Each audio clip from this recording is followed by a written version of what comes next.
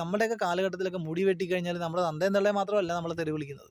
നമ്മൾ മര്യാദക്കല്ല മുടി വെട്ടുന്നതെങ്കിൽ നാട്ടുകാരും വിളിക്കും, വീട്ടിൽ നിന്ന് ഇറങ്ങി പുറത്തിറങ്ങി കഴിഞ്ഞാൽ നാട്ടുകാരും വിളിക്കും, സ്കൂളിലെ ടീച്ചേഴ്സും വിളിക്കും നമ്മളെ ചീത്ത. സത്യമല്ലേ? ചിന്തിച്ച് നോക്കിയേ.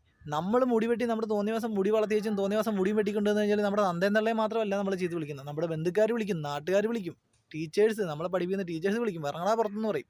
ഇന്ന് നമ്മൾ കാണുന്ന കാഴ്ച എന്താണ്? ടീച്ചറിനെ, പ്രിൻസിപ്പാളിനെ പിടിച്ച് പുറത്തിറക്കിയാണ്. ചിന്തിച്ച് നോക്കിയേ. ഇപ്പൊ പ്രിൻസിപ്പളാണ് പുറത്ത്. കഴിഞ്ഞത് കണ്ടില്ലേ? നിങ്ങൾ നമ്മളാരെങ്കിലും കേട്ടിട്ടുണ്ടോ ഈ ഒരു ചരിത്രം? നമ്മളാരെങ്കിലും ഇതുപോലെ കേട്ടിട്ടുണ്ടോ? ഇതാണ് ലോകം. ട്രെയിൻ വരുന്നുണ്ട്. ഞാൻ റെയിൽവേ ട്രാക്കിന്റെ അടുത്ത് നിന്ന് സംസാരിക്കുന്നത്. അപ്പൊ നിങ്ങളൊന്ന് ഓർത്ത് നോക്കിയേ. പ്രിൻസിപ്പളെ പിടിച്ച് പുറത്താക്കുന്ന ഒരു സാഹചര്യമാണ് നമ്മൾ കണ്ടിരിക്കുന്നത്. പണ്ടൊക്കെ കുട്ടികളെയാണ് പിടിച്ച് പുറത്താക്കുന്നത്. ഏത് കളർ ഡ്രസ് ഇട്ടുകൊണ്ട് വന്നെന്നും പറഞ്ഞ് നമ്മളെയൊക്കെ പിടിച്ച് പുറത്താക്കിയിട്ടുണ്ട്. യൂണിഫോം അത് എന്തിനാണ് കളർ ഇട്ട് വന്നതെന്ന് പറഞ്ഞിട്ട് നമ്മളെ പിടിച്ച് പുറത്താക്കിയിട്ടുണ്ട്.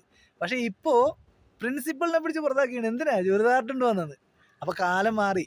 കാലം മാറിയെന്ന് പറഞ്ഞാൽ അങ്ങനെ ഒരു കാലഘട്ടത്തിലാണ് നമ്മൾ ജീവിക്കുന്നത്. അപ്പോൾ അതുകൊണ്ട് തന്നെ ഇതുപോലുള്ള കാഴ്ചകളും കഥകളൊക്കെ നമ്മൾ കാണേണ്ടതായിട്ട് വരും. പക്ഷേ എനിക്ക് പറയാനുള്ളത്, ദയവ് ചെയ്ത്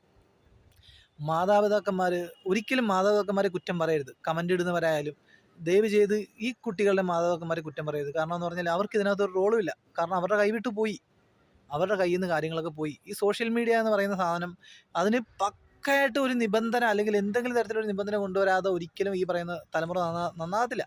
കാരണം എന്ന് പറഞ്ഞാൽ ഇവർ ഈ ഫോണെന്ന് പറയുന്ന സാധനം ഈ പഠിക്കാനാണെന്ന് പറഞ്ഞ് മാതാപിതാക്കന്മാരെ കൊണ്ട് മേടിപ്പിച്ച് കൊടുക്കുമ്പോൾ ഇവിടെ സ്വന്തം തന്തയും തള്ളയല്ല അവൻ്റെ മക്കൾക്ക് ആരാ മേടിച്ച് കൊടുക്കേണ്ടത്?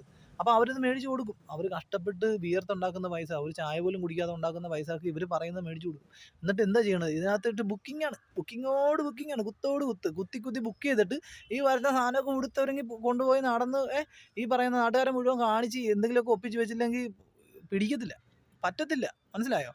അപ്പോൾ അതാണ്. എന്നിട്ട് ഇതുങ്ങൾ ഈ പറയുന്ന പോലെ കഷ്ടപ്പെട്ട് മാതാപിതാക്കന്മാർ കൊണ്ടുവരുന്നത് ലാസ്റ്റ് അവർക്ക് ചീത്തപ്പേര്. എല്ലാം മേടിച്ച് കൊടുത്തു കഴിയുമ്പോൾ അവർക്ക് ചീത്തപ്പേര്. ദയവ് ചെയ്ത് കമൻ്റ് ഇടുന്നവരോട് എനിക്ക് പറയാനുള്ളത്, ദയവ് ചെയ്ത് ഇത്തരം കേസുകളുണ്ടായാൽ, ഇത്തരം വാർത്തകൾ വന്നാൽ ദയവ് ചെയ്ത് നിങ്ങൾ മാതാപിതാക്കന്മാരുടെ പേരിൽ അവരെ പഴിച്ചുകൊണ്ട് കമൻ്റ് ഇടരുത്. കാരണം അവരുടെയൊക്കെ കയ്യിൽ നിന്ന് കാര്യങ്ങൾ പോയി.